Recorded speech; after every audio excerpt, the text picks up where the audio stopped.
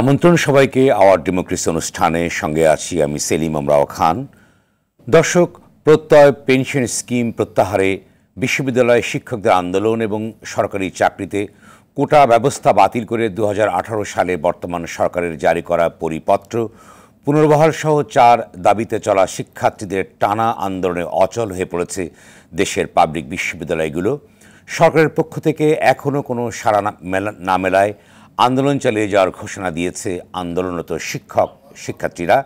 দাবি আদায়ে এবার বাংলা ব্লকেটের ঘোষণা দিয়েছেন কোটা বিরোধী শিক্ষার্থীরা। শিক্ষক ও শিক্ষার্থীদের আন্দোলনকে ন্যায্য ও যৌক্তিক দাবি করে চলমান আন্দোলনের সঙ্গে একাত্ম প্রকাশ করেছে বিএনপি। আওয়ামী লীগের সাধারণ সম্পাদক ওবায়দুল কাদের বলেছেন, আন্দোলনে ব্যর্থ হয়ে বিএনপি এখন শিক্ষকদের পেনশন আন্দোলন আর শিক্ষার্থীদের কোটা আন্দোলনের উপর ভর করছে। তাদের কাজই হচ্ছে অন্যদের ইস্যুর উপর ভর করা।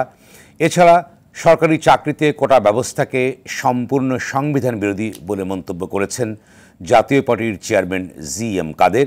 এমন প্রেক্ষাপটে আজ আমাদের আলোচনার বিষয় রাজনীতিতে পেনশন ও কোটা আন্দোলন। আর এ বিষয়ে আলোচনার জন্য আজ আমাদের সঙ্গে স্টুডিওতে আছেন বাংলাদেশ ছাত্রলীগের সাবেক নেতা মনিরুজ্জামান মনির, ছাত্র দলের সাবেক নেতা মোশাররফ আহমেদ ঠাকুর এবং বিশ্ব গণতান্ত্রিক আইনজীবী পরিষদের সম্পাদক সুপ্রিম কোর্টের আইনজীবী হাসান তারিক চৌধুরী। দর্শক, আপনি আলোচনায় অংশ নিতে পারেন, স্ক্রলে দেখা নম্বরে ফোন করে প্রতিক্রিয়া দিতে পারেন, জানাতে পারেন মতামত, প্রশ্ন করতে পারেন, লিখতে পারেন ফেসবুকেও। যাচ্ছি মূল আলোচনার বিষয় রাজনীতিতে পেনশন ও কোটা আন্দোলন। প্রথমে আমি যাচ্ছি মোশাররফ আহমেদ ঠাকুর, আপনাকে দিয়ে আমি শুরু করতে চাই। যারা মোশাররফ আহমেদ ঠাকুর, আপনাকে দিয়ে শুরু করতে দৃষ্টি আকর্ষণ করছি। আপনি বলেন যে দেশে চলছে রাজনীতিতে পেনশন এবং কোটা বিরোধী আন্দোলন চলছে, এর ভিতরে আপনাদের পক্ষ থেকে বলা হয়েছে, যেটা মির্জা ফখরুল ইসলাম আলমগীর বলেছেন, যে নৈতিকভাবে এই বিষয়টিকে আপনারা সমর্থন করছেন। তিনি বলতে চেয়েছেন যে এই দাবি যৌক্তিক, ন্যায্য আন্দোলনের সমর্থন বিএনপি দেবে, যদিও ওবায়দুল কাদের বলেছেন যে আপনাদের নিজস্ব কোনো আন্দোলন নেই এবং এই দুটি আন্দোলনের ভর করে আপনারা আন্দোলন করবার চেষ্টা করছেন। কি মন্তব্য আছে আপনার? আবার কেনই বা এই আন্দোলনের পক্ষে? ধন্যবাদ। নৈতিকতা। জনপ্রিয় উপস্থাপক সেলিম আমরাও খান, অপর বিজ্ঞ আলোচক দুই সাবেক ছাত্রনেতা মনিরুজ্জামান মনির, হাসান তারিক। দেখুন যে এই পেনশন, যে সরকার বলেছিল যাদের পেনশন ব্যবস্থায় যারা নাই, পেনশন ব্যবস্থার মধ্যে আওতাভুক্ত যারা নন, তাদের জন্য এই স্কিমগুলি। কিন্তু বিশ্ববিদ্যালয়ের শিক্ষকদের পূর্বেই পেনশন ব্যবস্থার অন্তর্ভুক্ত ছিলেন বিশ্ববিদ্যালয়ের শিক্ষকরা। বিশ্ববিদ্যালয়ের শিক্ষকদের এই সুবিধাটা কেড়ে না নিয়ে বরঞ্চ বিশ্ববিদ্যালয়ের শিক্ষকদের দাবি দেওয়ার প্রশ্ন ছিল যে বিশ্ববিদ্যালয়ের শিক্ষকদের জন্য স্বতন্ত্র বেতন স্কেল। আপনি জানেন যে আমরা যাদেরকে ফেইল্ড স্টেট বলি, পাকিস্তানে আমাদের বিশ্ববিদ্যালয়ের শিক্ষকদের বেতন প্রায় 3 গুণ। এমনকি নেপালেও আমাদের বিশ্ববিদ্যালয়ের শিক্ষকদের থেকে নেপালের বিশ্ববিদ্যালয়ের শিক্ষকদের বেতন অনেক বেশি। তো যেখানে থেকে আপনি ভবিষ্যৎ প্রজন্মকে গড়ে তুলবেন, তাদের জীবনে নিশ্চয়তা দিবেন না, নিশ্চিত জীবন গড়বেন না, যে এইটা তো হতে পারে না। এটা হচ্ছে বিএনপির সাপোর্ট করার মূল কথা। কিন্তু গত 15 বছরে যে বিষয়টি দাঁড়িয়েছে, বিশ্ববিদ্যালয়ের শিক্ষকদের মধ্যে চাকুরি এবং আদার্স ব্যবস্থা, সরকার বিশ্ববিদ্যালয়ের শিক্ষকদের যে নৈতিকতার যে জায়গার মেরুদণ্ডটি ছিল, এটাকে ভেঙে দিয়েছে। বিশ্ববিদ্যালয়ের শিক্ষকরা গত 15-16 বছরে কোনোদিন কোনো শ্রেণী পেশার মানুষের নৈতিক যে তাদের নৈতিক দাবি দাবার প্রশ্নে কোনোদিন কোনো কথা বলেন নাই। এমনকি শিক্ষা ব্যবস্থা সম্পর্কে একটি সেমিনার হওয়ার কথা ছিল বিশ্ববিদ্যালয়ে, আধা ঘন্টা আগে তাদের দরজা বন্ধ করে দেওয়া হয়েছে। এগুলি করে বিশ্ববিদ্যালয়ের শিক্ষকরা মনে করছিলেন যে তারা সরকারের এই সুবিধাভোগী অংশে পরিণত হয়েছেন এবং এই সুবিধাটা সরকার অব্যাহতই রাখবে। আমি বিএনপির এই দাবি দেওয়া, সরকারের শিক্ষকদের দাবি দেওয়ার প্রশ্নটি আমি যেমনি সমর্থন করি, ঠিক তেমনি বিশ্ববিদ্যালয়ের শিক্ষকরা যে গত 15 বছর ধরে বাংলাদেশের অন্য মানুষের, শ্রেণী পেশার মানুষ এবং জনগণের দাবি দেওয়ার প্রতি কখনো একাত্মতা পোষণ করেন নাই, এটার জন্য এমনি তাদের এই দুর্বলতার প্রশ্নটিও আমি আপনাদের দৃষ্টি আকর্ষণ করি। নাম্বার 2 হচ্ছে ঢাকা বিশ্ববিদ্যালয় বিশ্ব র্যাঙ্কিংয়ে তো নাই, এমনকি এশিয়ান টপ বিশ্ববিদ্যালয়ের মধ্যে ভারত একেবারে প্রথম দিকে আছে, পাকিস্তান আনুপাতিক হারে ঠিক একই জায়গায় আছে, কিন্তু আমরা এশিয়ান টপের মধ্যেও নাই। এইটা বিশ্ববিদ্যালয়ের শিক্ষকরা তো বলতে হবে যে আমরা আজকে যারা আছি, আমরা, আমার মনে হয় যে সেলিম ভাই আপনিও গার্জিয়ানের অন্তর্ভুক্ত। আমাদের বিষয়ে আমাদের সন্তানদেরকে এই বিশ্ববিদ্যালয় তো শুধুমাত্র সার্টিফিকেট প্রোভাইড করার কথা ছিল না, বিশ্ববিদ্যালয়ে জ্ঞান তৈরি করার কথা ছিল, নলেজ সৃষ্টি করবেন, গবেষণা করবেন, নতুন নতুন অবদান রাখবেন। এই জায়গাগুলিতে বিশ্ববিদ্যালয় যে পিছিয়ে আছে, বিশ্ববিদ্যালয়ের শিক্ষকরা এই জায়গাটাও অ্যাড্রেস করবেন এবং তাদের যে দাবি দাওয়া আছে এই দাবি দাওয়া অ্যাড্রেস করেছেন, আমরা এই দাবি দাওয়ার সাথে আছি। কিন্তু যে দাবি দাওয়াগুলি জনগণের যে পয়সায় আপনারা যে আজকে যে ভালো আছেন মোটামুটি, এই জায়গাটা সরকার কেড়ে নিয়েছে। এই জন্য আপনি করছেন, কি বলে, আন্দোলন করছেন যে এককালীন অবসরের পর এককালীন ৮,৮০,৭১,০০০ টাকা বা ৮,৮১ লক্ষ টাকা এটা পাওয়ার নিশ্চয়তা নাই, কেন নাই, এটা নিয়ে আন্দোলন করেন। কিন্তু এটা বলেন না কেন ঢাকা বিশ্ববিদ্যালয়ে গত ২০ বছরে ২৫ বছরে গবেষণা কর্মী কি অবদান আছে, এটাও বলতে হবে। ধন্যবাদ। জনাব মনিরুজ্জামান মনি, যে প্রসঙ্গ উত্থাপন করা হয়েছে, যেটি মোশাররফ হোসেন ঠাকুর বলেছেন যে বিশ্ববিদ্যালয়, সারা পৃথিবীতে বিশ্ববিদ্যালয়, অর্থাৎ বিশ্ববিদ্যালয় ভারতের কথা বলেছেন, পাকিস্তানের কথা বলেছে, যে শিক্ষকদের বেতন অনেক বেশি থাকে, তারা গবেষণা কর্মের সাথে সম্পৃক্ত থাকে। কিন্তু অর্থমন্ত্রী বলেছেন যে সার্বজনীন যে পেনশন ব্যবস্থা যেটি করবার সরকার সিদ্ধান্ত নিয়েছে, বলেছেন যে এ থেকে পিছিয়ে আসার কোনো অর্থাৎ সুযোগ নেই এবং এটি তারা বাস্তবায়ন করবেই। সেক্ষেত্রে আন্দোলনের কোন দিকে যে আন্দোলনটা যাবে? ধন্যবাদ বিজ্ঞ প্যানেল, RTV সকল দর্শক সকলকে শুভেচ্ছা। দেখুন, বিশ্ববিদ্যালয়ের শিক্ষকদের যে আন্দোলন, যে প্রেক্ষাপটে আন্দোলন করছে, তারা তাদের যৌক্তিক দাবিগুলো তুলে ধরেছেন। আবার অর্থমন্ত্রী যে কথাগুলো বলেছেন যে তারা এখান থেকে পিছু হটবে না, আমি মনে করি এই কথাটাও বোধহয় ঠিক না। আমার কাছে মনে হয় যে এই বিষয়টা নিয়ে একটি নেগোসিয়েশন হতে পারে, একটা সাব কমিটি করার মধ্য থেকে, আলাপ আলোচনার মধ্য থেকে এটা সমস্যার সমাধান করা উচিত বলে আমি মনে করি।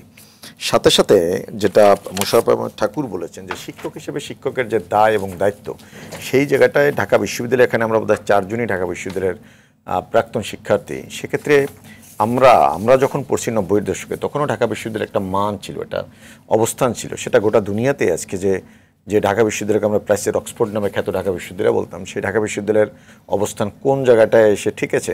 সেক্ষেত্রে এই সমস্ত শিক্ষকদেরও বিবেচনা করা উচিত, ওনারা কতটা দাবি দেওয়া নিয়ে যে কথা বলছেন, সেক্ষেত্রে তাদের নৈতিক ভিত্তিটা কত মজবুত, এটাও ভাবা উচিত। কারণ ওনাদের দায় দায়িত্বের জায়গা থেকে ওনারাও অনেক দূর চলে গেছেন। এবং যেটা ঠাকুরভাই বলেছেন যে ভারত, পাকিস্তান বা নেপাল, অন্যান্য দেশগুলোর কথা পরিসংখ্যান দিয়ে যে বলছেন তাদের বেতন বেশি, বেতন বাড়ানো যেতে পারে, হতে পারে এটা। এবং অটোনোমাস বডির ক্ষেত্রে অনেক বিষয় আছে যেগুলোর আমি অল্প সময়ের মধ্যে ব্যাখ্যা দেওয়া সম্ভব না।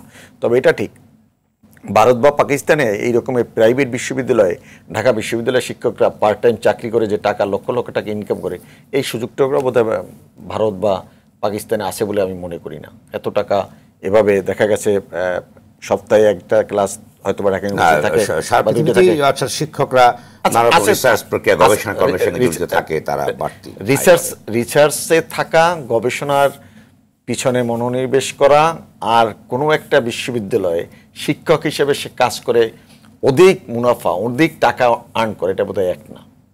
এভাবে সরকার কোনো ব্যবস্থা নেয় না। এবং ওইটাই সে কারণে আমি ওই শুরুতেই আমি আপনাকে বললাম যে এই বিষয়গুলো নিয়ে অর্থমন্ত্রী যেভাবে কথা বলছেন যে এখান থেকে সরে যাওয়ার কোনো জায়গা নেই, এটা যেমন ঠিক না, ঠিক তেমনিভাবে ঢাকা বিশ্ববিদ্যালয়ের শিক্ষক সহ গোটা প্রাইভেট বিশ্ববিদ্যালয়ের বোধহয় আমাদের ৬২টা পাবলিক ইউনিভার্সিটি আছে, সকলের সাথে আলোচনা করে শিক্ষামন্ত্রী সে একটা কমিটি করিয়ে দিতে পারে, ইউজিসি আছে, সকলের সাথে আলাপ আলোচনার ভিত্তিতে আমি মনে করি এটা সমাধান করা সম্ভব।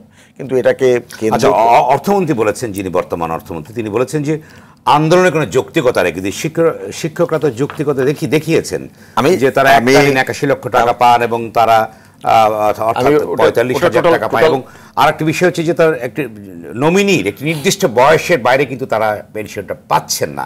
অর্থাৎ এই বিষয়টিকে একদম জেনারেলাইজ করা হয়েছে। অর্থাৎ 403টি সংস্থায় নতুন নিয়োগ পাওয়া থেকে, অর্থাৎ 1 জুলাই থেকে এটা কার্যকর হবে।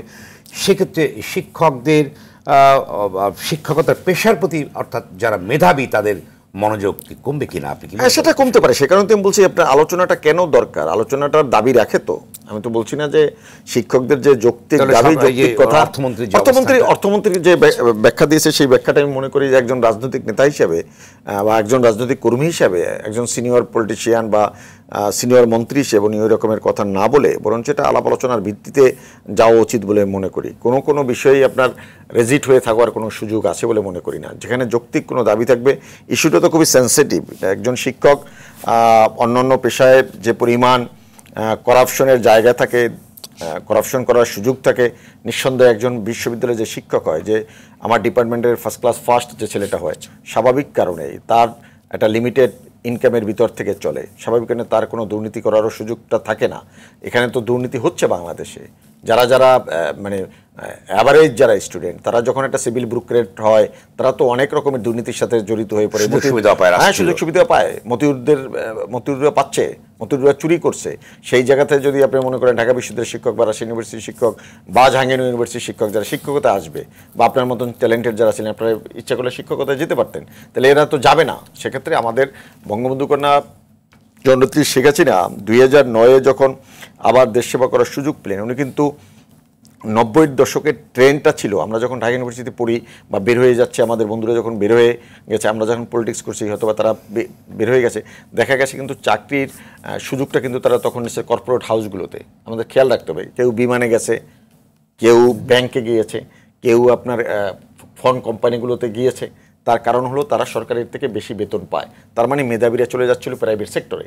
সেখান থেকে বঙ্গবন্ধু কন্যা খুব এটা বিবেচনা করে যে মেধাবী ছাত্ররা যদি ব্যুরোক্রেসিতে না থাকে, কারণ একটা রাষ্ট্রের প্রধানমন্ত্রী হিসেবে, সরকার প্রধান হিসেবে বঙ্গবন্ধু কন্যা শেখ হাসিনা পাশের দেশ ভারতের সাথে যখন একটা চুক্তি করে আসে, এটা কিন্তু উনি বাইলেটারাল ইস্যুতে কথা বলার পরে এই কাজটা কিন্তু চালিয়ে যায় প্রফেশনাল হিসেবে ব্যুরোক্রেটসরা।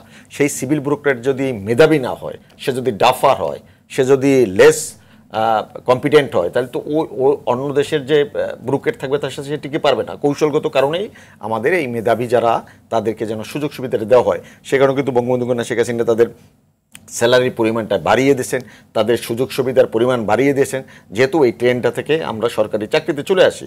ঠিক তেমনিভাবে আমার এই রাষ্ট্রে মুক্তিযুদ্ধের মধ্যে থেকে অর্জিত বাংলাদেশ, এই বাংলাদেশে মনে রাখতে হবে প্রথম যারা শহীদ হয়েছেন তারা কিন্তু ঢাকা বিশ্ববিদ্যালয়ের শিক্ষক। অতএব শিক্ষকদের বিষয়টা খুবই আন্তরিকতার সহিত দেখা উচিত বলে মনে করি। আবার আমার ভাই ঠাকুর ভাই যেটা বলছেন, ঢাকা বিশ্ববিদ্যালয়ের শিক্ষকরা তাদেরও নিজেদের কাছে প্রশ্ন করা উচিত, এই ঢাকা বিশ্ববিদ্যালয়ের এই গত 20-25-30 বছরে কতজন বৈজ্ঞানিক তৈরি করতে পারলেন, কতজন মেধাবী গোটা দুনিয়ার সামনে একজন মেধাবী হিসেবে ঢাকা বিশ্ববিদ্যালয়ের ছাত্র বা রাজশাহী বা চিটাগাং বা জাহাঙ্গীরনগর ইউনিভার্সিটির ছাত্র নিজেকে বিশ্ব দরবারে আত্মপ্রকাশ করতে পারলো। সেই রকমের তাদেরও বিবেচনা আছে, তাদেরও একটা এই রকমের আলোচনা হতে পারে যে কেন এটা হচ্ছে না। তো এই বিষয়গুলো আমি মনে করি ওই রকমের না যে হবে না, এই আলোচনাটা করা যাবে না, এটা বোধহয় ঠিক না। আলোচনার জায়গা থাকা উচিত, আলোচনা করা উচিত। ন্যায্য যে জায়গাটা, নিঃসন্দেহে ঢাকা বিশ্ববিদ্যালয়ের শিক্ষকরা যেহেতু ফ্রন্ট লাইনের লিডারশিপে আছে, তাদের সাথে আমাদের শিক্ষা মন্ত্রণালয় আপনাকে করি যে এই যে শিক্ষকরা যে অর্থাৎ প্রশাসনিক কার্যক্রম বন্ধ আছে, ক্লাস না বন্ধ আছে, পরীক্ষা না বন্ধ করে দিয়েছে, এই যে একটা আন্দোলনের ভিতরে তারা যে আছেন, সেক্ষেত্রে ভবিষ্যৎ কি দাঁড়াবে? না, এটা তো অবশ্যই ভালো না। এটা তো দিন শেষে আমার সন্তান, আপনার সন্তান, তারাই তো সাফার করছে বা তাদেরই ক্ষতি হচ্ছে। আমরা তো এই ক্ষতিটা চাই না, বা এই রকমের মুভমেন্ট তারা বিশ্ববিদ্যালয়ের শিক্ষকরা সরকারের পক্ষ থেকে কোনো উদ্যোগ দেখা যাচ্ছে না। অর্থাৎ কথা বলছে না, উদ্যোগ দেখা যায় না। অর্থ প্রতিমন্ত্রী কিংবা মন্ত্রী যে কথা বলেছেন তাতে কিছু উদ্যোগের অর্থ আমার কাছে মনে হয়, আমার কাছে মনে হয়েছিল যে আমাদের জেনারেল সেক্রেটারি জনতা জনাব ওবায়দুল কাদের সাহেবের সাথে বিশ্ববিদ্যালয়ের শিক্ষক নেতৃবৃন্দের সাথে একটা বৈঠক হওয়ার কথা ছিল। আমি জানি না সেটা হয়েছে কিনা। আমি মনে করি কাদের ভাই নিজেই এখানে একটা উদ্যোগী ভূমিকা গ্রহণ করতে পারে।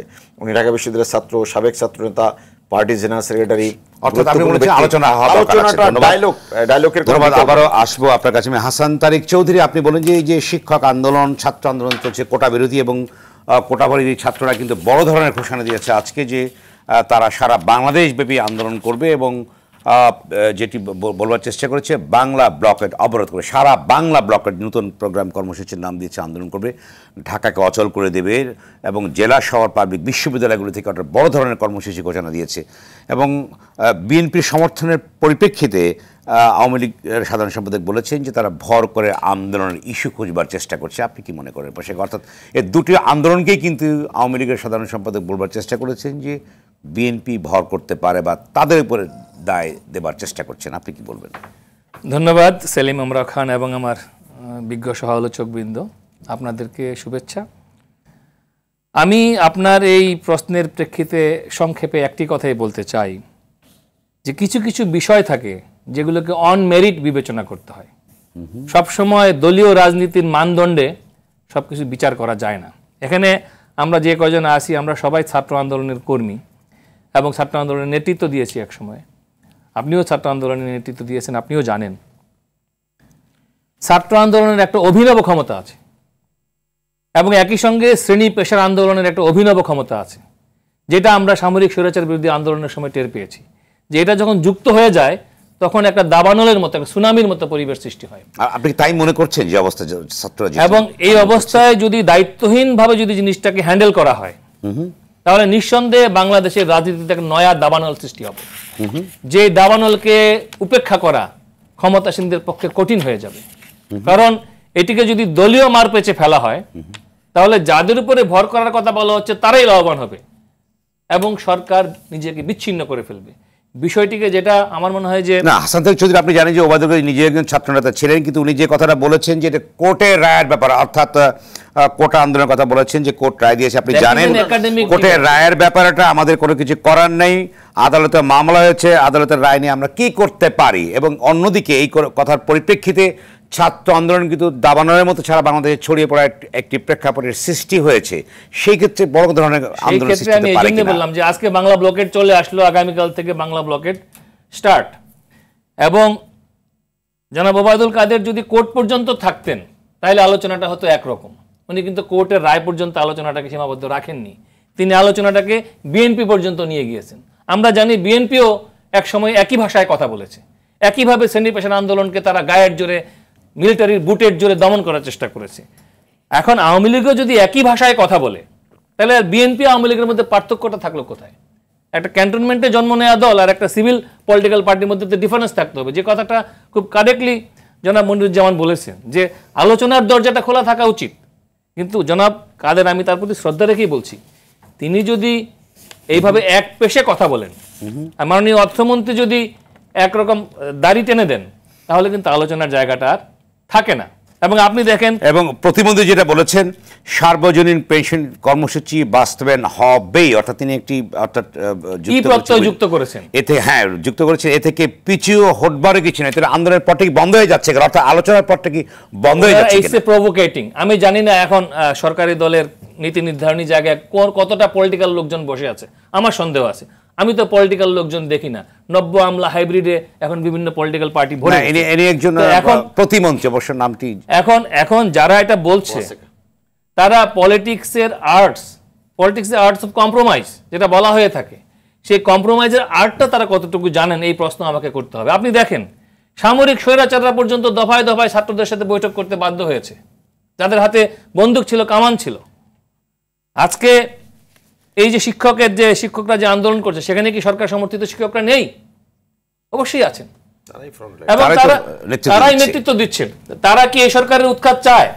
তাহলে এই জায়গাটাকে আপনি কেন শ্রেণী পেশার দৃষ্টিকোণ থেকে দেখছেন? আজকে আপনি দেখেন যে রাজনীতিহীনতা আমাদের সাংবাদিক রাজনীতিকে নষ্ট করে দিয়েছে, চিকিৎসকদের রাজনীতিকে নষ্ট করে দিয়েছে, শিক্ষকদের রাজনীতিকে, অর্থাৎ শ্রেণী পেশার যত দাবি দেওয়ার সংগ্রাম আছে ইররেসপেক্টিভ অফ পলিটিক্যাল আইডেন্টিটি, এটাকে নষ্ট করে দিয়েছে। আজকে ছাত্র আন্দোলন, যে ছেলেটি আজকে কোটা বিরোধী আন্দোলনের নেতৃত্ব দিচ্ছে, আপনি দেখেন এই ছেলেটি কিন্তু কোনো দলীয় পরিচয় ব্যবহার করছে না, সে বৈষম্য বিরোধী ছাত্র আন্দোলন ইত্যাদি ইত্যাদি সে বলছে, যদিও তার একটা পলিটিক্যাল আইডেন্টিটি আমরা খুঁজলে হয়তো পাবো, কিন্তু সে দেখেন সে সরকারের মন্ত্রীদের চেয়ে অনেক কৌশলী। সে কিন্তু পলিটিক্যাল আইডেন্টিটিটাকে সামনে নিয়ে আসছে না, কারণ সে জানে যদি পলিটিক্যাল আইডেন্টিটি সামনে আসে তাহলে এই আন্দোলনটা এগোবে না। তাহলে আজকে সাধারণ ছাত্র ছাত্রীদের যে কমন অ্যাসপিরেশন, কোটা পদ্ধতি কেন 2018 সালে এই পরিপত্র জারি করা হলো? তখন কি দেশে মুক্তিযোদ্ধা ছিল না? আজকে কোর্টে আমি একজন আইনজীবী, বাংলাদেশ সর্বোচ্চ আদালতে প্র্যাকটিস করি, সেখানকার একটি প্রক্রিয়া আছে, সেই বিচারাধীন প্রক্রিয়ার মধ্যে একটা রিট হয়েছে, সেই রিটের একটা জাজমেন্ট এসেছে, আমরা তাকে রেসপেক্ট করি, কিন্তু সেটার ব্যাপারে যদি কেউ সংক্ষুব্ধ হয় তারও উচ্চতর পর্যায়ে সেটার কাউন্টার করার আইনেই পদ্ধতি বলা আছে। সেই পদ্ধতিতে হয়তো ছাত্র শিক্ষকরা যাবেন কোনো এক সময়, কিন্তু তার আগে যদি পলিটিক্যাল পার্টিগুলো সেখানে ইন্টারফেয়ার করে এখান থেকে সংকীর্ণ দলীয় ফায়দা লোটার চেষ্টা করেন, বিএনপির ভাগটা খাওয়ার চেষ্টা করে, আওয়ামী লীগের ভাগটা খাওয়ার চেষ্টা করে, তাহলে পাবলিক যাবে কোথায়?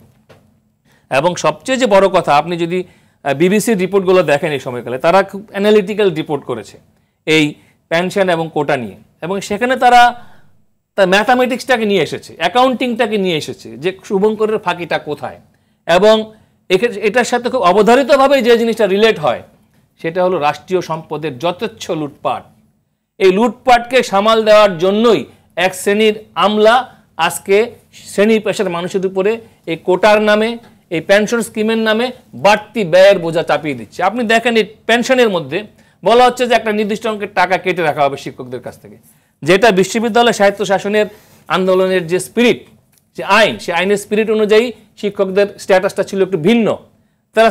তারা ওই বিসিএস ক্যাডার বা ওই সমস্ত এদের থেকে একটু আলাদা ছিল, এবং এই বিশ্ববিদ্যালয়ের শিক্ষকরা ছিল একটা সম্মান এবং বিশেষ মর্যাদার জায়গায়, যেখানে বিশ্ববিদ্যালয়ের শিক্ষকদের মধ্য থেকে আমরা দেখেছি যে রাষ্ট্রপতিও বাংলাদেশের হয়েছে, কিন্তু আমলাদের মধ্য থেকে রাষ্ট্রপতি হওয়ার নজির কিন্তু খুবই কম। তো সুতরাং শিক্ষকদের যে মর্যাদা, না আপনি বলেন যে ঢাকা বিশ্ববিদ্যালয় বা পাবলিক বিশ্ববিদ্যালয়ের শিক্ষকদের একটি, অর্থাৎ তাদের সাহিত্য শাসনের যে কিছু আইন আছে আলাদা ধরনের মর্যাদা দেওয়া হয়েছে, কিন্তু অর্থ প্রতিমন্ত্রী তিনি বলেছেন যে প্রত্যয় শুধু পাবলিক বিশ্ববিদ্যালয় নয়, 403টি সংস্থায় নতুন নিয়োগ পাওয়া কর্মীদের দেওয়া হবে। তাহলে কি অর্থাৎ বিশ্ববিদ্যালয়ের মর্যাদাটা ছিল, অর্থাৎ সে থেকে কি বিচ্ছিন্ন করা ফেলা হলো না? ডেফিনেটলি আপনি খুব যথার্থ ইঙ্গিত করেছেন, এই জায়গাটা ডেমার্কেশনটা রাখা হলো না। হ্যাঁ, আমরা স্বীকার করি বিশ্ববিদ্যালয়গুলো তার মান মর্যাদা হারিয়েছে, আমরা স্বীকার করি বিশ্ববিদ্যালয় শিক্ষার মান নেমেছে। দায়ী কে? এর জন্য দায়ী আমাদের দেশের রাজনীতি, সংকীর্ণ দলীয় রাজনীতি, যেখানে দলটাকে বড় করে দেখা হয়, দেশটাকে ছোট করে দেখা হয়। আমরা বলি যে ব্যক্তির চেয়ে দল বড়, দলের চেয়ে দেশ বড়, কিন্তু করি তার ঠিক উল্টাটা। এইটা করার ফলে আজকে ছাগল কাণ্ড থেকে শুরু করে হজে বাংলাদেশ ব্যাংকের গভর্নর থেকে শুরু করে ছাগল কাণ্ডদের সবাইকে একসাথে একই ফ্রেমে দেখা যায়। আজকে কেন আমলাদেরকে ধরা হচ্ছে না? আজকে তাদের পেনশন, তাদের আয় সম্পত্তির হিসাব জনগণের সামনে আসা উচিত। অসাধু আমলাদের চেয়ে আমলারা এখন রাজনীতিবিদদের চেয়েও বড় ধনী। একটা পলিটিশিয়ানের এত টাকা নাই, একটা অসাধু আমলার যে পরিমাণ টাকা আছে, যেটা আমরা সাম্প্রতিককালে গণমাধ্যমে দেখতে পেয়েছি। এবং একজন না, বলা হচ্ছে যে গোয়েন্দা সংস্থা যদি নামে হাজার হাজার এরকম অসাধু কোটিপতি, শত কোটি টাকার মালিক তৈরি হবে। এইটার চাপ আজকে আমরা, গ্যাসের দাম বাড়ে, সরকার আজকে বাধ্য হচ্ছে জনগণের পকেটে হাত দিতে ওই চুরির ডেফিসিট পূরণ করার জন্য। তাহলে শিক্ষকরা, ছাত্ররা কেন এর দায় নেবে? তারা তো বেকারত্বের দিন গুনবে না। 56% আপনি কেড়ে নেবেন, তাহলে মেধাবীরা যাবে কোথায়? আমরা মুক্তিযুদ্ধের চেতনাকে অগ্রাহ্য করছি না, মুক্তিযুদ্ধের চেতনা অবশ্যই থাকবে, কিন্তু সেই চেতনা শুধুমাত্র সুবিধাভোগের মধ্য দিয়ে মেধাকে বঞ্চিত করে আপনার কখনো ওই কোটা পদ্ধতি হতে পারে না, যে কারণে পরিপত্রটা জারি করা হয়েছিল। আজকে আমি মনে করি যে কোটা সংস্কারের যে আন্দোলন অত্যন্ত ন্যায্য এবং অবশ্যই সরকারের উচ্চ পর্যায়ের উচিত। তাহলে অনগ্রসর যে অঞ্চলগুলো আছে, এখানে তো ছাত্ররা রেখেছে যে অনগ্রসর অঞ্চলের জন্য, হ্যাঁ তারা তো বলেছে, সেটি তারা বলেছে, তারা বাতিল বলেনি, তারা বলেছে reform means so many thing. রিফর্মের মধ্যে তারা বলেছে 2018 সালের পরিপত্রটাকে বাস্তবায়ন করবার জন্য কথা বলেছে। এবং এডিশনাল কিছু রিফর্মও থাকতে পারে। ধন্যবাদ। আপনার কাছে মোশাররফ আহমেদ ঠাকুর, আপনি বলেন যে আলোচনা যেটি মির্জা ফখরুল ইসলাম আলমগীর বলেছেন যে অর্থাৎ তারা নৈতিক সমর্থন দিয়েছে, ন্যায্য যৌক্তিক মনে করছে বিএনপি। এক্ষেত্রে ওবায়দুল কাদের বলেছেন যে আপনারা আন্দোলনের সুযোগ খুঁজছেন। বিষয়টি কি তাই দাঁড়াচ্ছে? অর্থাৎ আপনারা তো অন্য অন্য ক্ষেত্রে কোনোই আন্দোলন করতে পারছেন না, এই আন্দোলনটাকে কি আপনারা সরাসরি যুক্ত হতে যাচ্ছেন? অর্থাৎ না, বিএনপি তো এখনো সরাসরি যুক্ত হয় নাই। আমি তো মনে করি শুধুমাত্র বলছে নৈতিক সমর্থন। আমি তো মনে করি নৈতিক সমর্থন ছাড়াও অন্যান্যভাবে সমর্থন দেওয়ার ব্যবস্থা আছে। আমরা এখনো বলি নাই জাতীয়তাবাদী ছাত্র দলকে তোমরা গিয়ে নেমে পড়ো, এটা তো বলি নাই। আমরা তো বলি নাই, আমরা তো বলি নাই যে স্বেচ্ছাসেবক দলকে বা যুব দলকে যে তোমরা স্বেচ্ছাসেবকের ভূমিকা পালন করে এদেরকে পানি খাওয়াও, এদেরকে এইটা দাও, এটা তো বলি নাই। এটা বলা উচিত রীতিমতো। আমি আপনাকে বলি যে দেখুন যে এইখানে সরকারের আমাদের সাবেক ছাত্রনেতা হাসান তারিক খান যেটা বলেছেন, উনি চৌধুরী, বাংলাদেশের মানুষ এখন বিশ্বাস করে যে কোর্ট স্বাধীনভাবে কোনো সিদ্ধান্ত গ্রহণ করে না, সরকারের বয়ানকে কোর্টের মুখ দিয়ে যায় হাজির করা হয়। এটা হলো বাংলাদেশের মানুষ বিশ্বাস করে, এবং ছাত্ররা বিশ্বাস করে যে এই বয়ানটা আদালতের না, এই বয়ানটা হচ্ছে সরকারের ইচ্ছার বহিঃপ্রকাশ, যার কারণে আন্দোলনটা এত বড় হয়েছে। আমি আপনাকে বলি যে কোনো শেষ পর্যন্ত কোর্টের কাছে যেতেই হয়, আদালতের কাছে। আমি আপনাকে বলি কোর্টের কাছে যেতে হয়, তারপরে মানুষ বিশ্বাস করে না, ম্যাক্সিমাম ক্ষেত্রে বিশ্বাস করে মানুষ যে আদালত সরকারের বয়ানটাকে তার মুখ দিয়ে, সরকার আদালতের সম্মান রেখে কথাটা বলতে হবে। আপনি যে ল্যাঙ্গুয়েজে বলছেন এটা কিন্তু আদালতের প্রতি অমর্যাদার সূচক। এটা কোনো সমস্যা নাই, আদালত যদি ডেকে 6 মাসের সাজা দিয়ে দেয় কোনো সমস্যা তো নাই, জেল খাটতে সমস্যা নাই। আমি যাহা বলতেছি এইটা হচ্ছে যে সত্য কথা। বাংলাদেশের মানুষকে জিজ্ঞেস করেন যে এই রায়টা আদালত নিজে দিয়েছে না সরকারের বয়ানটা হাজির করেছে, মানুষ ম্যাক্সিমাম মানুষ বলবে যে আদালতের মুখ দিয়ে সরকার এই বয়ানটা হাজির করেছে। অর্থাৎ আপনাদের বিএনপির স্ট্যান্ডটা কি এইটাই? আমি বাংলাদেশের মানুষের বিশ্বাসের কথা বললাম, মাঠের কথাটা বললাম। এটা আপনাকে আরেকটা জিনিস বলি যে আপনি 2018 সালে ছাত্ররা তো কোটা বাতিল চায় নাই, উপজাতিদের কোটা বাতিল চায় নাই, প্রতিবন্ধীদের কোটা বাতিল চায় নাই, জারি হয়েছে সেটাই বাস্তবায়ন চাইছে তারা। না, উনি তারপর কি বলে মুক্তিযোদ্ধাদের কোটাও পুরাপুরি বাতিল চায় নাই, অর্থাৎ 56 থেকে 10% নিয়ে এসেছে, একেবারে পরিপত্র, সেটাই তো ছাত্র মানতে চেয়েছে। আপনি করলেন কি বললেন কোটা বাতিল, সব কোটা বাতিল করে এখন আপনি এটাকে নতুন করে এটাকে যখন দেখতেছেন, আপনি টেস্ট করে দেখতেছেন যে এই সময়ে মার্চ, আমাদের জুন মাসটা ছিল মাস, বাজেটের মাস, এই সময় শিক্ষায় আমার কত বাজেট, কত স্বাস্থ্য বাজেট, কত এইগুলা নিয়ে আলোচনা। মোশাররফ আহমেদ ঠাকুর, আমি আপনার কাছে এখানেই আসবে, একটি বিরতিতে আমাদের যেতেই হচ্ছে। দর্শক, আওয়ার ডেমোক্রেসি অনুষ্ঠানে নিশ্চিত ছোট্ট বিরতি, সঙ্গেই থাকুন।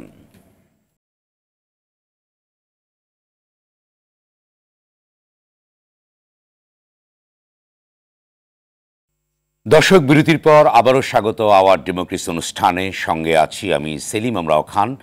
আলোচনার বিষয় রাজনীতিতে পেনশন ও কোটা আন্দোলন। ফিরছি আলোচনায়। এই পর্যায়ে আমি আবারও যাচ্ছি মোশাররফ আহমেদ ঠাকুর, আপনার কাছে। আপনি যেখানে শেষ করেছেন, বিশেষ করে একটি বিষয়ে সংযুক্ত করতে চাই যে বিশ্ববিদ্যালয়, আপনি বলেন যে গবেষণা হয় না বা ছাত্র আন্দোলন হচ্ছে, অর্থাৎ আপনাদের পক্ষ থেকে ছাত্র আন্দোলন। আমি যে জায়গাটায় ছিলাম সেই জায়গাটা বলি, এটা জুন মাস গেল, আমার আলোচনায় থাকবে স্বাস্থ্য বরাদ্দ কত হলো, আমার শিক্ষায় বরাদ্দ কত হলো, শ্রমিকের জন্য বরাদ্দ কত হলো, আমার নতুন কর্মসংস্থানের কি ব্যবস্থা হলো, এই জায়গাগুলিকে পাশ কাটানোর জন্য দরকার, সরকারের দরকার। তারপরে দরকার হলো, আপনি দেখবেন যে একটা অদ্ভুত কাণ্ড, আমি পরশুদিন ভুইয়া, নিজামুল হক ভুইয়া এবং শফিউল আলম ভুইয়া, দুইজনের আলোচনাটা দেখলাম পরশু রাতে, খুব নিবিড়ভাবে পর্যবেক্ষণ করলাম।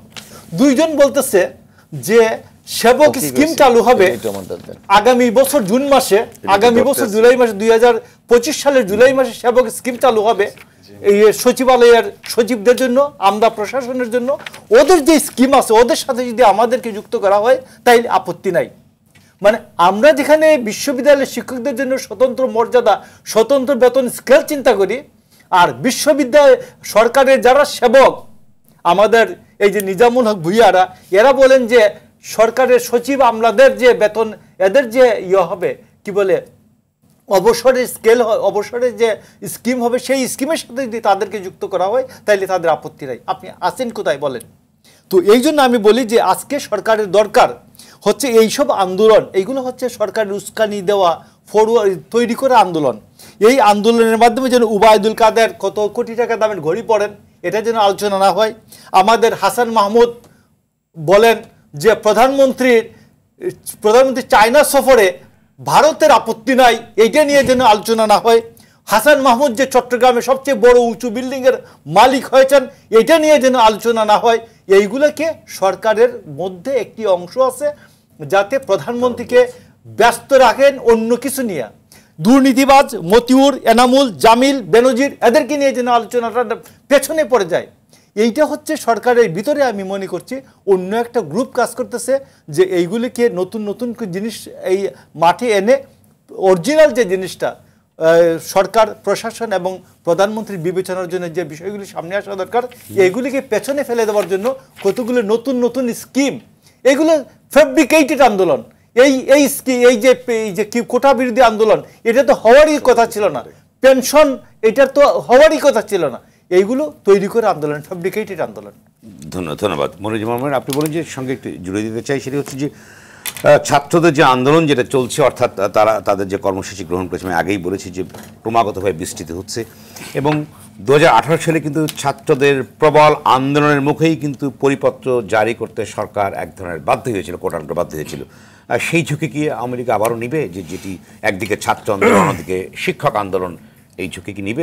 ওদের অলরেডি বলেছেন যে বিএনপি সুযোগ নিতে পারে, অর্থাৎ তার কোটান কোট সেই কথা। আপনি কি মনে করেন যে এ থেকে সেটা আছে? তার আগে আমি বলতে চাই কোটা বিরোধী আন্দোলনের ক্ষেত্রে তাদের যে দাবি পরিপূর্ণভাবে অযৌক্তিক সেটা আমি বলছি না, তবে বিবেচনা করা দরকার। আমি একজন being a son of freedom fighter, মহান মুক্তিযুদ্ধের সময় বঙ্গবন্ধুর ডাকে 7.5 কোটি বাঙালির মধ্যে 2 লক্ষ বা তার মতন তার অধিক মানুষ মুক্তিযুদ্ধে ঝাঁপিয়ে পড়েছিল। 2 লক্ষ মানুষের সেদিনের আত্মত্যাগ এবং 30 লাখ মানুষের শহীদ, তার মধ্য থেকে বাংলাদেশ নামক একটি রাষ্ট্রের জন্ম হয়েছে জাতির পিতা বঙ্গবন্ধু শেখ মুজিবের নেতৃত্বে।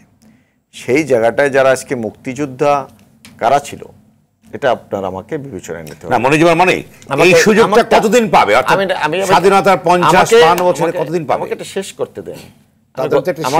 আমি আপনাকে এটা বলি, আমি মুক্তিযোদ্ধা বাবার সন্তান, আমার 6টা ভাই বোন, আমরা কোনো সুবিধা নেইনি। আপনার সুবিধার জন্য বলিয়ে দিলাম।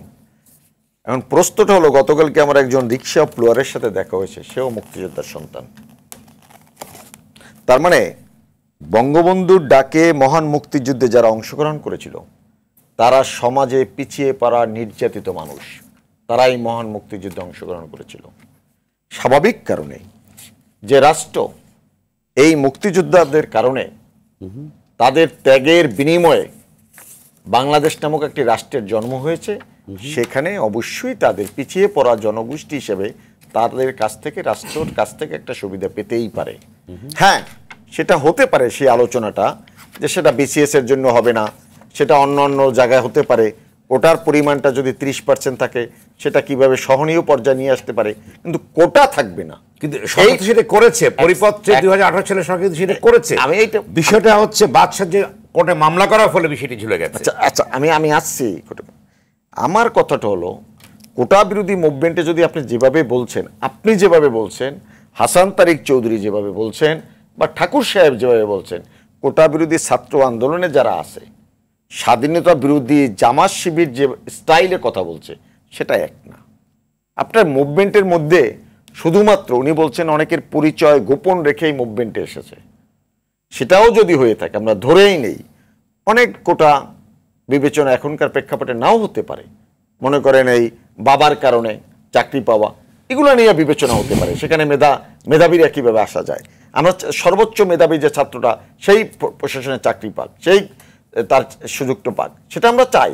কিন্তু তার মানে একটি মুক্তিযুদ্ধের মধ্য থেকে যে অর্জিত বাংলাদেশ, সেই জায়গাটাতে মুক্তিযোদ্ধাদেরকে সম্মান করা রাষ্ট্রের একটা নৈতিক দায়িত্ব, এবং তারা সমাজের নিম্নবিত্ত মধ্যবিত্ত মানুষরা এই মুক্তিযুদ্ধ করেছিল।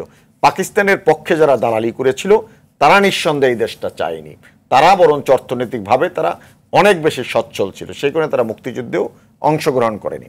আমার কথাটা হলো, কোটা বিরোধী আন্দোলন আমরা যখন দেখি, যেটা জননেতা জনাব ওবায়দুল কাদের যথার্থই বলেছেন, এই বাংলাদেশের মানুষ অবলোকন করেছিল 2013 সালের 5ই মে হেফাজত একটা তাহরির স্কার করতে চেয়েছিল মতিঝিল।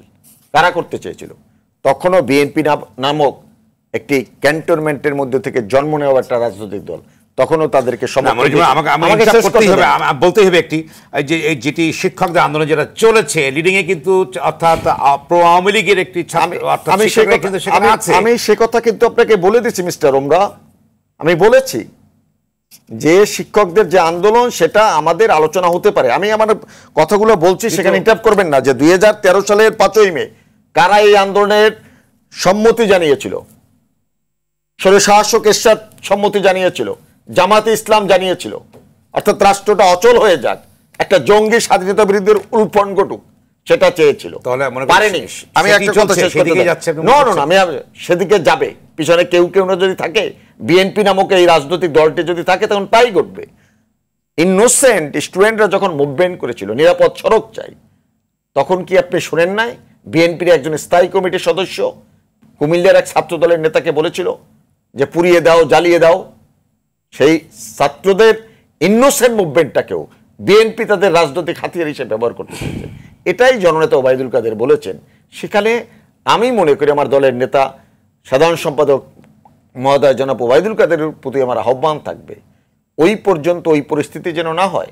এটাই সেই কারণে আমি বলছি, আলাপ আলোচনার ভিত্তিতে কোটার যে বিষয়টা সেটাকেও আলোচনার ভিত্তিতে শেষ করে দেওয়া উচিত, শিক্ষকদের ব্যাপারে দেওয়া উচিত। আমি মনে করি ডায়লগের কোনো বিকল্প নেই। ডায়লগ করার মধ্য থেকে যৌক্তিক কোনটা অযৌক্তিক কোনটা সেটা বের হয়ে আসবে। আমলাদের যদি কোনো কুটচাল থাকে, কোনো কৌশল থাকে, তারা এই যে তাদের বিরুদ্ধে একটা ট্রেন্ড যে তারা দুর্নীতি করছে, সেটাকে অন্যদিকে দাবিত করা যাবে না। দুর্নীতি যারা করে বাংলাদেশের অগ্রসরের জন্য, প্রগতির জন্য সবচেয়ে বড় বাধা হলো দুর্নীতি। এই সমাজে যারা যারা দুর্নীতির সাথে জড়িত, তাদেরকে আমরা চিহ্নিত করতে চাই, তাদের বিচার করতে চাই, এবং বাংলাদেশটা বঙ্গবন্ধুর যে অসাম্প্রদায়িক বাংলাদেশ, একটি সমতাভিত্তিক রাষ্ট্র ব্যবস্থা কায়েম করতে চাই। বঙ্গবন্ধুর সুকন্যা জননেত্রী শেখ হাসিনার স্মার্ট বাংলাদেশ 2041 সালে একটি উন্নততর রাষ্ট্র ব্যবস্থা কায়েমের জন্য আমার আজকের দিনে সবচেয়ে বড় চ্যালেঞ্জ হলো দুর্নীতিকে রোধ করা। সেই দুর্নীতিকে রোধ করার জন্য যারা যারা দুর্নীতির সাথে জড়িত, মিস্টার ঠাকুর যেগুলোর নাম বলেছে, এরকমের যে বা যাহারা আছে, আমি মনে করি আমলা সহ রাজনীতিবিদরাও যদি থাকে, যদিও মোটের উপরে আপনি যখন কথা বলেন তখন রাজনীতির উপরে আঙ্গুল তোলেন, কিন্তু একজন রাজনীতিবিদ নিঃসন্দেহে দ্বিতীয় বিয়ে করে 300 কোটি টাকার চেক তার দ্বিতীয় স্ত্রীকে হস্তান্তর করে নাই। আমি মনিরুজ্জামান মনির, আমার ছাত্র রাজনীতি থেকে আজ পর্যন্ত বয়স হয়ে গেল 37 বছর, ঢাকার শহরে আমার ফ্ল্যাট নাই একটি, কিন্তু আমি রাজনৈতিক কর্মী হিসাবে আমি যদি 10 টাকা বিজনেস করে থাকি, আমি কিন্তু 5 টাকা আমার নির্বাচন এলাকায় মানুষের পিছনে ব্যয় করছি। আমি দুর্গত অসহায় মানুষের পাশে দাঁড়াচ্ছি, কিন্তু একজন আমলা দাঁড়ায় না। কিন্তু এই আমলাটা দুর্নীতি করে আবার শেষ জীবনে রাজনীতি করতে চায়, রাজনীতির জায়গাটাও নষ্ট করতে চায়, এবং ওরা এভাবে করে নষ্ট করছে।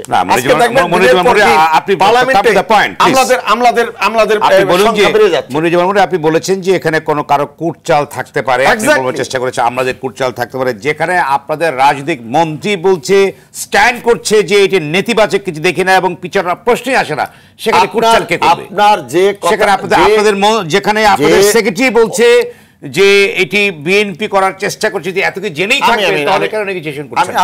আমি ওবায়দুল কাদের সাহেবের যে কথাটা, উনি প্রিভিয়াসলি 2013 সালের 5ই মে হেফাজতের আন্দোলন, নিরাপদ সড়ক আন্দোলন, এই আন্দোলনগুলোতে বিএনপি যেহেতু নেতিবাচকভাবে ওখানে ঢুকে পড়েছিল এবং ওই আন্দোলনটাকে ব্যর্থতার পর্যবেসিত করে তারা যাতে একটি আগুন সন্ত্রাস করে একটা নাশকতা তৈরি করতে পারে, সেই রকমের যেহেতু মুভমেন্ট ছিল, দ্যাটস ওয়াই জননেতা জনাব ওবায়দুল কাদের এই কথা বলেছেন।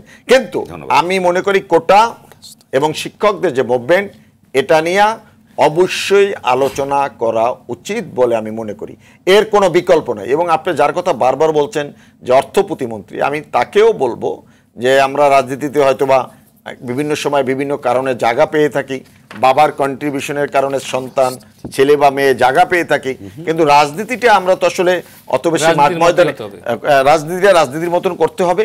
আপনারা অন্তত ময়দানের কথাটা জানেন, বুঝেন, মানুষের মনের ভাবটা বুঝেন। হঠাৎ করে একটা চেয়ার পাইলাম, মন্ত্রী বলেছেন যুক্তিকতাই নেই, এটা ওই যে বললাম যে উনি তো আমলা, যে বলেছেন উনি কে? অর্থমন্ত্রী উনি কে? উনি তো একদম মানে একটা সাচ্চা একজন আমলা, উনি সচিব ছিলেন।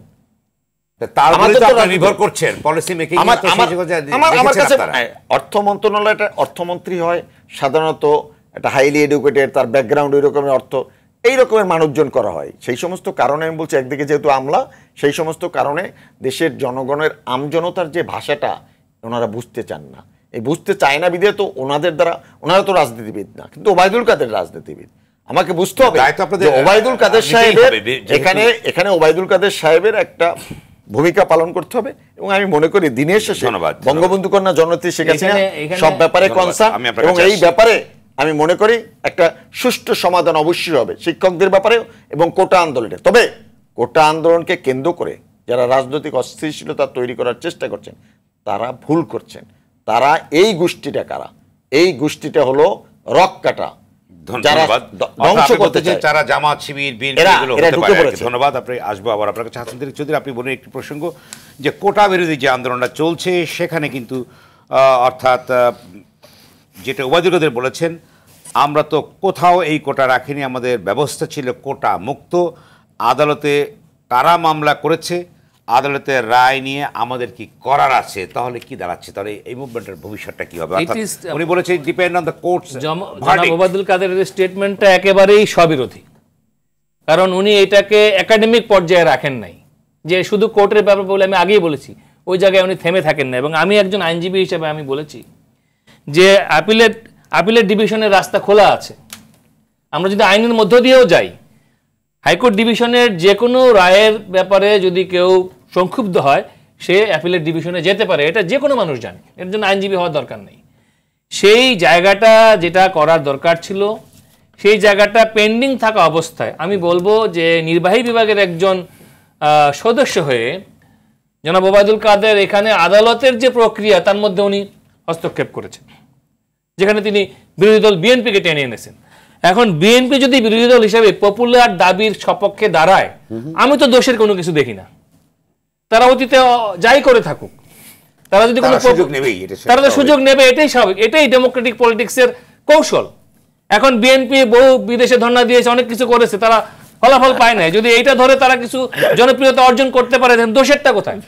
এখানে শুধু বিএনপি না, যদি জাতীয় পার্টির জিএম কাদেরও বলেছে যে কোটা আন্দোলনের ন্যায্যতা নিয়ে, এখন যদি এখানে বামপন্থী দলগুলো তারাও যদি এর পক্ষে দাঁড়ায় জনসমর্থনের জন্য, দাঁড়াতেই পারে। কিন্তু যে দম্ভের সাথে, যে দম্ভ এবং দাম্ভিকতার সাথে যেভাবে কথা বলছে আমাদের মন্ত্রী এবং আমলারা, এবং এটাতে একটা জিনিস খুবই স্পষ্ট, সেটা হলো যে আমাদের দেশের নির্বাহী বিভাগের সাথে আমাদের আইন বিভাগের এবং বিচার বিভাগের একটা পাওয়ার অফ ব্যালেন্স যেটা থাকার কথা, সেটাকে নষ্ট করে দেওয়ার, একটা দেশটাকে একটা চরম অস্থিতিশীলতার মধ্যে নিয়ে যাওয়ার একটা চক্রান্ত চলছে। আপনি দেখেন যে একদিকে বিচার বিভাগের স্ট্যান্ড, অপরদিকে নির্বাহী বিভাগের স্টেটমেন্ট, অপরদিকে পলিটিক্যাল স্টেটমেন্ট, এবং আমলাদের রোলটা এখানে দেখেন। টোটাল ব্যাপারটাতে মনে হয় যে আসল সত্যকে আড়াল করার জন্য, সেই সত্যটা কি? সেটা হলো লুটপাট। আমি আগেও বলেছি, আপনি দেখেন 2283 কোটি টাকা অ্যাসালম গ্রুপকে ব্যাংক মকুফ করে দিয়েছে, নাসা গ্রুপকে 261 কোটি টাকা সুদ মকুফ করে দিয়েছে, এবং গত 3 বছরে 8800 কোটি টাকা সুদ মকুফ। কাদের জন্য? আপনি একটা হোম লোন নেন, অটো লোন নেন, আপনার লোন কিন্তু রিশিডিউল হবে না, মকুফ, সুদ মকুফ হবে না, আপনাকে কবরে দড়ি দিবে, আপনাকে মামলা হবে, আপনার নামে অর্থ ঋণের মামলা হবে। তাহলে এই দেশটা কাদের জন্য? যাদের লুটপাটের জন্য দেশটাকে আমলারা খুলে দিয়েছে, সেই আমলাদের স্বার্থ রক্ষা করার জন্যই এই নন ইস্যুকে ইস্যু করার জন্য নতুন করে রিজলভ হয়ে যাওয়া ইস্যু, সমাধান হয়ে যাওয়া ইস্যু, এই কোটা পদ্ধতিকে আবার সামনে নিয়ে আসা হয়েছে। ফলে আমি মনে করি ছাত্ররা অত্যন্ত ন্যায়সঙ্গত আন্দোলন করছে এবং এই আন্দোলনের বিজয় অবশ্যই। আপনি তো একজন আইনজ্ঞ, আপনি বলুন যে যেখানে কোর্ট একটা ভার্ডিক্ট দিয়েছে সেখানে আন্দোলন করে কি অর্থাৎ সরকার কিছু করতে পারবে? যেখানে কোর্টে একটা রায় আছে সেখানে কি কোর্টের, আমি আগে বলেছি সমাধান, কোর্ট সুমোটো অনেক কিছু করে। কোর্ট এমন একটা এন্টিটি, আমাদের রেসপেক্টটা কোর্টের প্রতি রাখতে হবে। আপনি দেখেন গণ আদালতের সময়কার ঘটনা দেখেন, আমাদের আইন একরকম ছিল এবং এই রাজাকার আদালতের ফাঁসি হওয়ার মতো কোনো পরিস্থিতিই ছিল না, যে সিস্টেমটা ছিল। গণ আদালতের যে আন্দোলন, যে গণজাগরণ মঞ্চ, সমাধান করতে হবে, এটি কোর্টে করছে। ফাঁসি কে দিয়েছে? এখন যে রাজাকারের ফাঁসি কে দিয়েছে? যদি সমাধান করতে হয় তাহলে কিভাবে সমাধান হবে? রাজনৈতিকভাবে সমাধান হওয়ার সুযোগ আছে? পলিটিক্যাল যদি সমাধান আমরা চাই, তাহলে যেটা জনাব মনিরুজ্জামান বলেছে যে পলিটিক্যাল লিডারশিপকে একটা ইতিবাচক মানসিকতা নিয়ে এগিয়ে আসতে হবে। না, যেখানে রায় হয়ে গেছে এটা কিভাবে সমাধান হবে? আমি তো বললাম অ্যাপিলেট ডিভিশন তো রয়ে গেছে, আবার অ্যাপিলেট ডিভিশনে যাবে।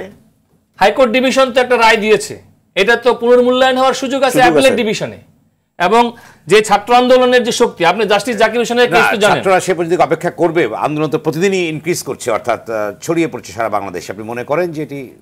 আমার যেটা ধারণা, কোর্ট তো এই ভিন গ্রহের কোনো একটা প্রতিষ্ঠান নয়। আমাদের সর্বোচ্চ আদালত এই দেশের মাটি মানুষের রক্তের উপর দাঁড়িয়ে আছে। স্বাধীন বাংলাদেশের রক্তের মধ্যে দাঁড়িয়ে আছে হলো এই আমাদের সর্বোচ্চ আদালত। তারা নিশ্চয়ই জাতির চেতনা, জাতির বিবেককে ধারণ করে, এবং আইনের শাখা প্রশাখা অনেক, আইনের হাত অনেক লম্বা। কোর্ট চাইলে অনেক কিছু করতে পারে, এবং কোর্টের সেটা করার এখতিয়ারও রয়েছে। এবং তারা অনেক আইনগত অনেক পদ্ধতি রয়েছে, যে পদ্ধতির মধ্য দিয়ে এই বিতর্কের, এই অধিকার সংক্রান্ত যে বিতর্ক, এটা আইনি বিতর্কটা হলো অধিকার থাকবে কি থাকবে না। তো এটা কোনো ফিলোসফিক্যাল ডিবেট না, it is a debate on rights. So ফিলোসফির কথাটা আসতো কখন, যদি বলতো কোর্ট মুক্তিযুদ্ধেরকে আঘাত করা হয়েছে। কোর্ট কথা বলে নাই। সুতরাং এই জায়গায় আমি মনে করি এটা সমাধানযোগ্য, আদালতই পারবে, আদালতের হাতেই সেই সুযোগটা রয়েছে, কিন্তু নির্বাহী বিভাগকে সেই অনুকূল পরিবেশটা তৈরি করে দিতে হবে। ধন্যবাদ। মোশাররফ আহমেদ ঠাকুর, আপনি বলেন যে আপনারা এই আন্দোলন যদি আরো অর্থাৎ বিস্তৃত হয়, সেক্ষেত্রে আপনারা কি করবেন? আপনাদের ক্লিয়ার স্ট্যান্ডটা কি আছে দলীয়? অর্থাৎ একটা স্টেটমেন্ট আমরা দেখতে পেয়েছি, আরো কিছু হচ্ছে। এখনো আমি জানি না যে এটা আপনি যেটা বললেন এটা টু আর্লি কমেন্টস করাটা যে কি করবে। তো আমি মনে করি হেফাজতে যেটা মনিরুজ্জামান মনির হেফাজতের আন্দোলন থেকে আমরা সুযোগ নেওয়ার চেষ্টা করেছেন, নিরাপদ সড়কের আন্দোলন থেকে আপনারা সুযোগ নেওয়ার চেষ্টা করেছেন, যেটা মনিরুজ্জামান বলেন, এমনটা কি? আমি বলছি নিরাপদ সড়ক আন্দোলন এটা কি অন্যায্য জিনিস? প্রশ্নটি হচ্ছে যে সুযোগের প্রশ্ন না, প্রশ্নটি হচ্ছে ন্যায্যতার প্রশ্ন। আপনি ন্যায্যতার প্রশ্নে আপনি সমর্থন করবেন, এটি হলো মূল কথা। এবং ন্যায্যতার প্রশ্ন যতটুকু থাকবে আপনি ততটুকু এগিয়ে যাবেন। আপনি সমাজের কোনো অংশের কোনো আন্দোলনই অরাজনৈতিক আন্দোলন হতে পারে না। সমস্ত আন্দোলন রাজনৈতিক। পৃথিবীর সমস্ত আন্দোলন, সমাজের সমস্ত আন্দোলন রাজনৈতিক, শ্রমিকের হোক, ছাত্রের হোক, শিক্ষকের হোক, সমস্ত আন্দোলন রাজনৈতিক। সরকার যখন রাজনীতিকে গলা টিপে ধরে তখন মানুষ বাধ্য হয়, সমাজের বিভিন্ন অংশ বাধ্য হয় অরাজনৈতিক নাম দিয়ে রাজনৈতিক অধিকারের কথা বলতে, অধিকারের কথাটা অরাজনৈতিক নাম দিয়ে বলতে। এই জন্য আমি আপনাকে বলছি আজকে যে কোর্টকে সমস্ত জায়গায় ইনভলভ হতে দেওয়াটা, উনি হাসান তারিক অনেক আমার চেয়ে অনেক ভালো জানেন যে ডক্ট্রিন অফ পলিটিক্যাল নেসেসিটি, একটি আন্দোলনের উপসংহার হচ্ছে প্রধানমন্ত্রীর পার্লামেন্টে ভাষণের মাধ্যমে সমাধান। সেই জায়গায় কোর্ট হাত দিতে পারে না। পার্লামেন্টের ভিতর, পার্লামেন্টের গায়ে কোর্ট, পার্লামেন্টের দেওয়ালে কোর্ট টাচ করতে পারে না। এটা একটি বক্তব্য আছে, যেটা পার্লামেন্টের ডিসিশন হয়েছে, পার্লামেন্টের ডিসিশন হয়েছে প্রধানমন্ত্রীর বক্তব্যের মধ্যে দিয়ে। কোর্ট এই সিদ্ধান্ত দেন কেন? এবং আজকে বাংলাদেশে যে সামাজিক অবস্থাটা তৈরি হলো, অচল অবস্থা আগামীকালকে তৈরি হচ্ছে, এটা কি আদালত দায়িত্ব নেবেন? হাইকোর্ট যদি কালকে ছাত্র ঘেরাও করে বসে থাকে, তো এটা কি তিয়ানানমেন স্কোয়ার বানাই দিবেন? 10,000 ছাত্র মেরে ফেলবেন? তা হতে পারে না। বাংলাদেশ আদালতের রায়ের মাধ্যমে তৈরি হয় নাই, বাংলাদেশ মুক্তিযুদ্ধের মাধ্যমে তৈরি হয়েছে, রিটের মাধ্যমে তৈরি হয় নাই, বাংলাদেশ টেবিলে বসে তৈরি হয় নাই। ধন্যবাদ। আমি সময় দিতে পারছি না। আমি ঠাকুর ভাই যেটা বলছেন, বাংলাদেশ মহান মুক্তিযুদ্ধের মধ্যে থেকে হয়েছে, আলোচনার টেবিলের মধ্যে দেশ স্বাধীন হয়নি। জাতির পিতা বঙ্গবন্ধু শেখ মুজিবের ডাকে 30 লাখ মানুষ শহীদ হয়ে এই দেশ স্বাধীন হয়েছে, সেটাই আমি বলেছিলাম। সে কারণে কোটার প্রশ্নেও আমার যে অবস্থান সেটা হলো মুক্তিযোদ্ধার কোটা সহ সমাজে পিছিয়ে পড়া যেখানে, সেখানে পার্সেন্টেজের সংখ্যাটা বিবেচনা করা যেতে পারে। আলাপ আলোচনার মধ্যে থেকে এটা সমাধান করা উচিত বলে মনে করি। উনি যে ন্যায্যতার প্রশ্ন বলছেন, যে আন্দোলনের যে ন্যায্যতা, সেই ন্যায্যতার সাথে বিএনপি একাত্মতা ঘোষণা করতে পারে, কিন্তু সেই ন্যায্যতাটা কি? সেই ন্যায্যতাটা কি আপনি আগুন সন্ত্রাস করবে? সেই ন্যায্যতাটা হলো ইনোসেন্ট মুভমেন্টের মধ্য থেকে আপনি বিএনপি যে পরিমাণ আগুন সন্ত্রাস, পেট্রোল বোমা মেরেছিল 2013 সালে 14 সালে, সেই রকমের কর্মকাণ্ড করতে চেয়েছিল তো বিএনপি এই নিরাপদ সড়ক আন্দোলনে।